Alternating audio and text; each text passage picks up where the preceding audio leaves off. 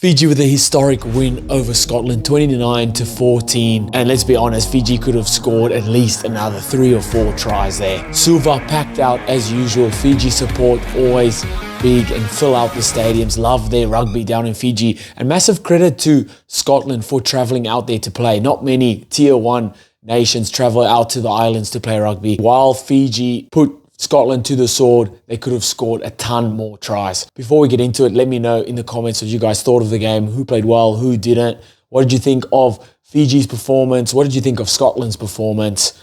Let me know in the comments. Hit that subscribe if you haven't already. Let's get into it. So we'll stay on Fiji first.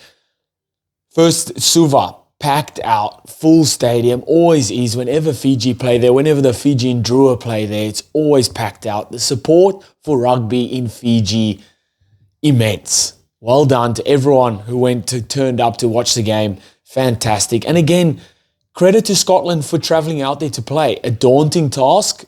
Don't think many tier 1 nations want to travel to the islands because of what they're going to face, the physicality of the opponents there, but awesome for Scotland, knowing they're going to go there and it's going to be a tough encounter, and it definitely was. So credit to Scotland for travelling out there. Not many teams do, and what a display of rugby it was. Like I said, although Fiji dominated the game, or I wouldn't say dominated the scoreline, there was, especially in that first half, at least 3 tries that they could have scored that they bombed because of a knock-on or because of losing the ball late or just not rounding off space that they created, opportunities that they created. So while they still put 29 points on Scotland, still a dominant performance on the scoreline, it could have been 2 or 3 tries more, for sure. Not the best start to the game. Caleb Muntz kicked the ball direct out under pressure from the start, and Scotland pounce off that. They apply a ton of pressure down on Fiji's try line and do end up scoring. Not the best start for Fiji here at all. It really did take them a while to get going. Their first 2 or 3 opportunities they had to score, bombed them. I think there was one was just turned over. The other one, Wainikolo run out of space down the edge. What I did love about this one where he almost scored, I think he got tackled out right on the edge there, was Revolvo coming off his wing, coming around to create that overlap, to create a bit of space out wide. And that just adds that extra man coming from depth. Like I always say, the defense, you'll see a picture, but then you'll see maybe 3 or 4 guys running at you. And you've got someone else coming from off their wing, coming from the blind side to create that overlap there.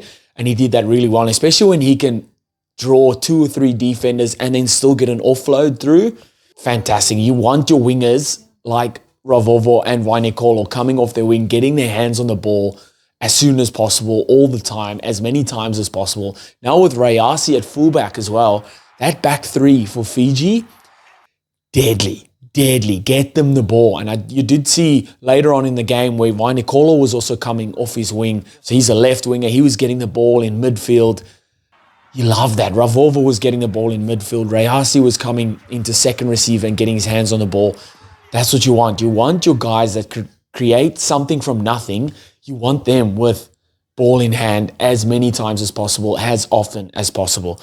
And it worked out really well for them later on in the game. But like I said, in this first kind of 30 minutes, just before halftime, they struggled. They bombed a couple opportunities and they really did struggle to get going. I think Mata was a knock-on there for one of them as well, just unforced. Some of them were unforced. I think Mata had he was open. No one in front of him, knock-on. Not the best pass, but you still want to be, at least out of those 3, you at least score 2 of them. Bomb maybe get 1 turned over. But if you're creating 3 opportunities within the first 20, 30 minutes, you want to be scoring at least 2 of them. Finally do score, and they go and score. They go bang, bang, just before halftime. Big, strong maul they set up 10 meters out. Ikanavere off the back of that. Captain Fantastic dives over to score. And then they get down there again. They set to go for a maul again, but then use the back line. So Scotland have just conceded a try off a maul. Fiji set a maul again. Your first instinct as defense, I'm going to try and counter this maul. They apply a ton of pressure there. Fiji then shift the ball, use Suva as a dummy run, not as a dummy runner. He goes to hit the ball up, plays it out the back. Rovovo goes untouched. They have the ball this side, score on the total other side. Before that, they had the maul, they scored from the maul, then they set the maul up again, but then used the backs to play off that. Lovely. Then they go into the break, leading. Like I said, could have been leading by a ton more tries. And then in the second half, slow to start in the second half, like Scotland did, come out firing in the first half and then come out firing in the second half. But when they did get going, wowee. Waini again, he created a ton of opportunities last week versus the Wallabies. He's so hard to tackle. Agility, speed, power, explosiveness. And like I said, get these guys the ball. Get them the ball as soon as possible. Let them do whatever it is they do, because I don't even think these guys know what they're going to do. He just gets the ball and beats one, beats two, beats three, goes over to score. Outstanding. But what I did love leading up to Wanikolo's try was just the patience on attack, not trying to overplay their hand, having options. Kuruvoli, Muntz, I think Armstrong Ravola was on at this time. All ball players having options, one or two options that they can play at the line. Good ruck speed, and it's really hard to defend, especially when you're going backwards like that.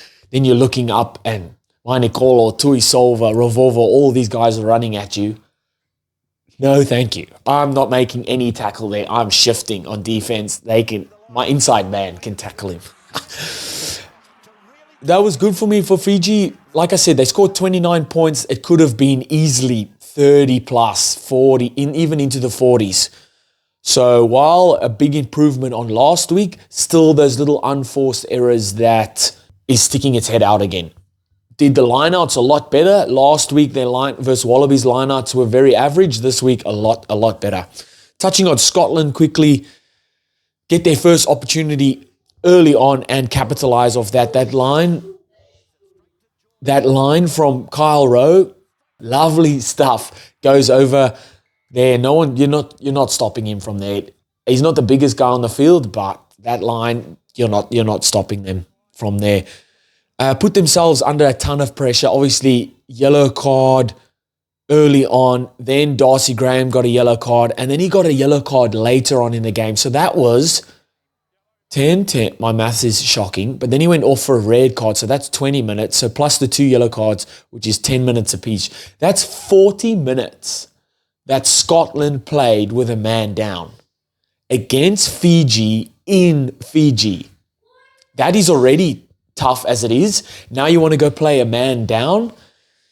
Good luck, man. And it obviously didn't work out for them because Fiji capitalized on that. And Scotland just made it hard for themselves. Not necessarily made it hard for themselves because of the yellow cards. It was probably credit to Fiji who put them under a ton of pressure. And they had to force those yellow cards or force players to, I think he knocked the ball down once or he's offside once or just silly errors like that in key positions on the field that then warrant yellow cards and then double yellow card and then a red card. So come out firing in the first half and then come out firing in the second half. Like I said, direct running, strong with ball in hand, good effective rucks. It is, like I said, it is so hard to defend, but when you can have that role and when you can play direct, again, especially against a team like Fiji, when you get them on the back foot, that's when you need to go. That's when you need to keep going and you need to keep that tempo up, that intensity up. And I think Scotland did that really well, but only in maybe 10 or 5-minute passages throughout the game, which is definitely not enough. And then also created a couple opportunities for themselves in the back end of that second half, but when it mattered, they'd cough the ball up or have an isolated ruck and get the ball turned over. When you come up against a Fiji side who are absolutely humming, like they were in this game, it's tough, man. You can't turn the ball over. Whenever you get opportunities, you have to score the tries. And it's probably credit to Fiji because they were good. They were good in this game. Like I said, they could have scored a ton more tries, but they scored the ones that they did. It was 29-14. Again, massive credit to Scotland for going out to Fiji to play there. Fantastic. Get more rugby out to the islands. We love to see it. Let me know in the comments, who's your man of the match, who played well for you, who didn't, what did you like from Fiji and what didn't you like from Scotland, because they obviously lost. Let me know in the comments. Hit that subscribe if you haven't already, and I'll see you next time.